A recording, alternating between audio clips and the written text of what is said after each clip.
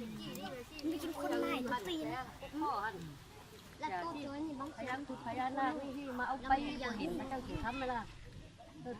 ทุกกันทางบ้านทางเมืองเอาหมักคุกนี่ปอนใส่หูบนเข่งอะไรมันแล้วออกวังอ่างวังอิงแมวกูบอกว่ากูฟังกูหมดตัวเท่านี้แล้วก็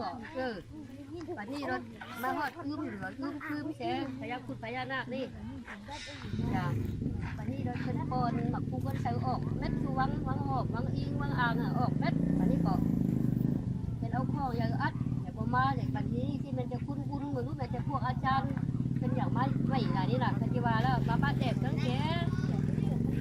เป็นกองมาไหววันนี้แหละให้คนเยอะปฏิวัติใช่ไหมกัดเจ้าห้อยอ่ะเชี่ยมาได้ไหนเนี่ยมีน้องนั่นเนาะ อาบน้ำมาหรอแม่เขาอีแล้วก็มา น้ำแม่เจ้าพ่อเห็นดูคุยเจ้าคนนี้ละไม่ดีนะ